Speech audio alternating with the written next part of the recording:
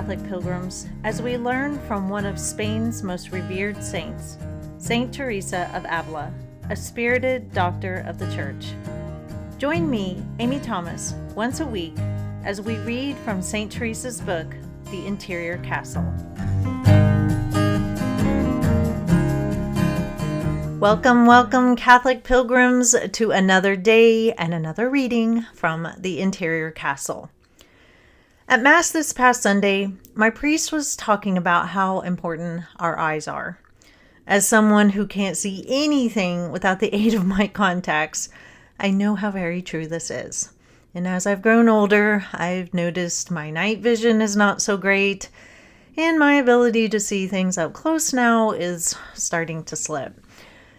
But my priest said that so much is taken in by our eyes, so much information. And the Catholic Church recognizes this through its building of beautiful churches, promotion of sacred art, statues, and encouragement of enjoying nature. And we have this need as humans to see beautiful things. And because we live in the material world, tangible things help us to understand our faith better. Growing up Protestant, the church that I grew up in had nothing really in the sanctuary to identify it as a Christian building. It did have a big stained glass window with a cross and had a very, very plain cross up front. But that was it. That was all there was. But that's what I grew up with, and that's all I knew. And so, once I became Catholic and started going into all these beautiful churches, it's just like, yes, this is a house of God. This shows that something real and true is going on here.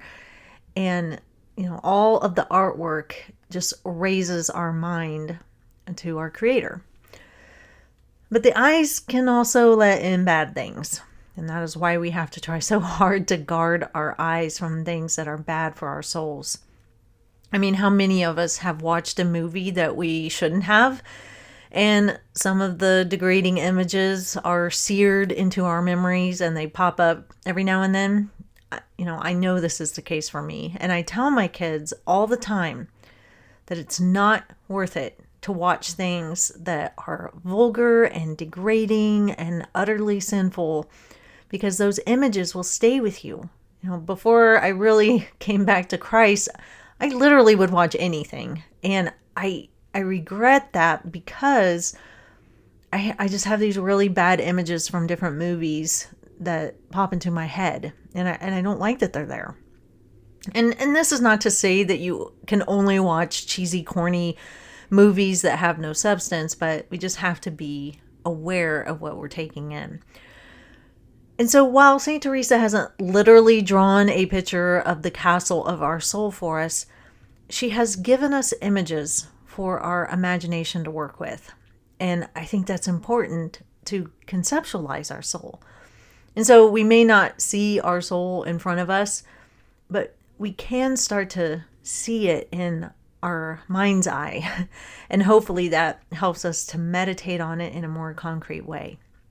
So our readings today will be from the First Mansion, chapter 2, 13 through 17. But first, a word from our sponsor, Chrism Press. What does it mean to have a good death? In The Good Death of Kate Montclair, author and professor Daniel McGurney explores this question through the story of Kate, a woman facing her own mortality. Follow her journey as she reconnects with old friends, confronts past mistakes, and decides how she wants to live her final days. This powerful and moving novel will leave you thinking about life, death, and what really matters. Go to chrismpress.com/store to purchase your copy. And going along with what I was talking about with the eyes, what we read also we are letting in through our eyes. And so it's important to read things that have substance, obviously, but that also lift our minds and hearts to God and make us think about deep, good spiritual things. And I know that this book will do that because Chrism Press is dedicated to having books that are from a Catholic and Orthodox bent. And so we can trust that we're not going to read anything vulgar or, degrading. And so definitely check out this book. It's hot off the presses, and I am reading through it myself, and it is a very good tale. So I would highly encourage you to check out the link in the show notes. And if you use the code Pilgrim15, you get 15% off your first order. Okay, so let's open our books to gain even more insight on our castle. From personal experience, I could give you much information as to what happens in these first mansions. I will only say that you must not imagine there are only a few, but a number of rooms, for souls enter them by many different ways and always with a good intention. The devil is so angry at this that he keeps legions of evil spirits hidden in each room to stop the progress of Christians, whom, being ignorant of this, he entraps in 1,000 ways. He cannot so easily deceive souls which dwell nearer to the king as he can beginners still absorbed in the world, immersed in its pleasures and eager for its honors and distinctions. As the vassals of their souls, the senses and powers bestowed on them by God are weak.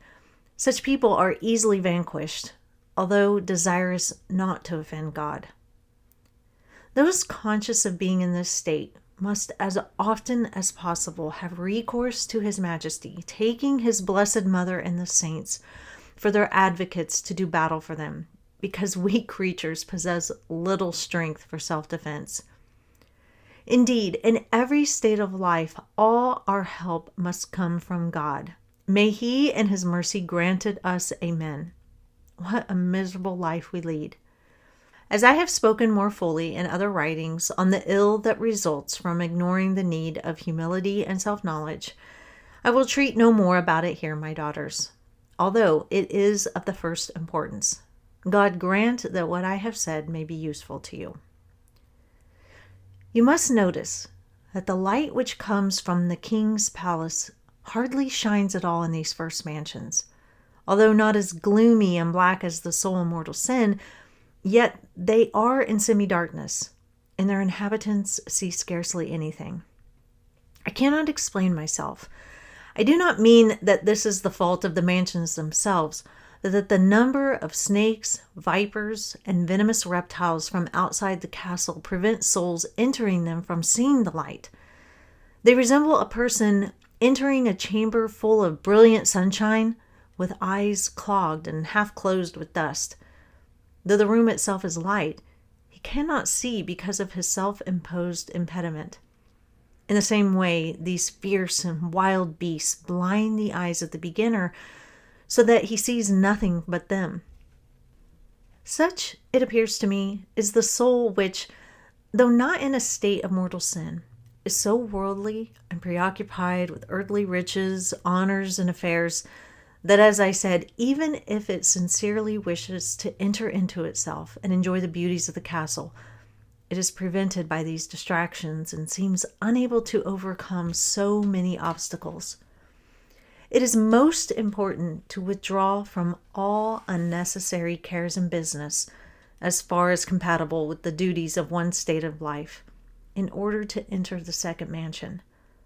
This is so essential that unless done immediately, I think it's impossible for anyone ever to reach the principal room, or even to remain where he is without great risk of losing what is already gained. Otherwise, although he is inside the castle, he will find it impossible to avoid being bitten some time or other by some of the very venomous creatures surrounding him. What then would become of a religious like ourselves, my daughters, if, after having escaped from all these impediments, and having entered much farther into the more secret mansion, she should, by her own fault, return to all this turmoil? Through her sins, many other people on whom God had bestowed great graces would culpably relapse into their wretched state. In our convents, we are free from these exterior evils. Please God, our minds may be as free from them, and may He deliver us from such ills. Today, St. Teresa talks a lot about creatures that are dwelling in the mansions of the soul. She calls them evil spirits, snakes, vipers, and venomous reptiles. And she's alluded to these reptile creatures before, but in our readings today, she gives us more of what their goal is, and that is to be a hindrance to us. They are symbolic of temptations, sin, and the impediments in our lives that keep us from reaching the King in that principal chamber. And again, today's readings brought me right back to another scene in Lord of the Rings.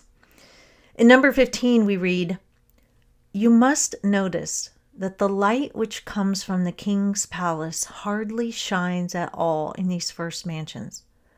Although not as gloomy and black as the soul and mortal sin, yet they are in semi-darkness, and their inhabitants see scarcely anything." Isn't it interesting that the light from the principal chamber doesn't light up the whole castle? And she tells us that it's the evil creatures that prevent us from seeing this light more brightly and fully. But why, though? Well, usually when we are first entering the soul, we are still very attached to the things of this world. And that's what she says.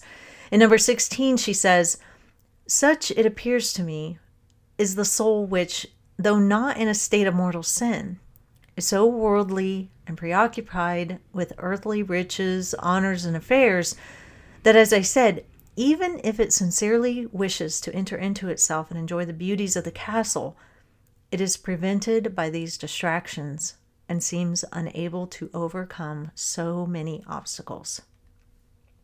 So there's a scene in The Lord of the Rings that came to me as I was reading through this, and it's in the first movie, The Fellowship of the Ring. At one point in the movie, the members of the Fellowship of the Ring have to travel through the Misty Mountains, and they decide to go into the mountains, like into one of the dwarf kingdoms. And what they're hoping for is to be welcomed by the dwarfs with food and ale and fire and easy passage, because the outside is getting pretty treacherous. And so imagine this as entering the castle of the soul into one of the first mansions. There's this desire for good things, and so they enter, just as we may desire to enter into the soul, into ourself, and seek good things, and so we enter. But once they enter, it's dark and cold, and the dwarves are gone, and it seems as if nothing is living there anymore. And it's this huge place with tons of rooms and caverns and halls, and they need to get to the other side of it to get out. But the only light that they have is the light of Gandalf, the wizard's staff. And it lights up things just enough for this crew to make their way around. But what they can't see is what is lurking in the shadows. And what's lurking in the shadows are orcs and goblins. These just ugly, hideous creatures. And there's literally thousands of them. And as the members of the Fellowship of the Ring are making their way through, kind of hurriedly, because it doesn't feel good in there, which is different in the soul, but as they're trying to make their way through, out of the woodwork and out of the shadows come these orcs and goblins. And it's their aim to destroy the members of the Fellowship. So while not a perfect analogy, I thought of it because of the dangerous creatures in the castle that St. Teresa mentions, which have every intention of thwarting the advancement of the person working their way to that principal chamber. And so what are we to do with this understanding that there are going to be obstacles if we try to enter the soul and proceed on? And St. Teresa says, "It is important to withdraw from all unnecessary cares and business as far as compatible with the duties of one's state of life in order to enter the second mansion." So we have to be very serious about going into the castle. And I think many times we just want to have our toes dipped a little bit in the spiritual world, but nearly the rest of us immersed in the secular world. We want to try out these spiritual things. We know it's important, but over here is the secular world, and there's so many enticing things over here, so much Netflix to watch, and so much time playing online games, and so much time just wasting on frivolous, pointless things. And that is not to say that we can't ever stop and relax and do simple, pleasurable things that we enjoy. But we can't play these kinds of games where we, dip our toe in the spiritual world, but spend most of our life in the secular world. There has to be a certain level of serious commitment. We have to be willing as Christians to let some things go away, to let some things drop from our life and say, you know what, these things are not good for me. It's not helping me advance to the next mansion. It's holding me back. It's a temptation for me. And so I have to ask God for the grace to let it go. And I have to be willing to let it go. Oftentimes we play around with that. We say we want to, but then we don't really want to. So let's say that we are starting to make our way closer to the principal room. Can we lose it all? Can we lose what we've gained? Yes. St. Teresa tells us that we can run the risk of losing what is already gained. And we have examples of people in the Bible who have come really far in their spiritual life, but then they lose it. Adam, obviously, he had it all. He had paradise, and yet he felt God was holding out on him. And so he chose to listen to the snake, and out of Eden he went. David. Here we have the great King David, who was totally devoted to God. He served his people so well, was a mighty defender. He was so very blessed in all his military endeavors. And yet, he was tempted by lust.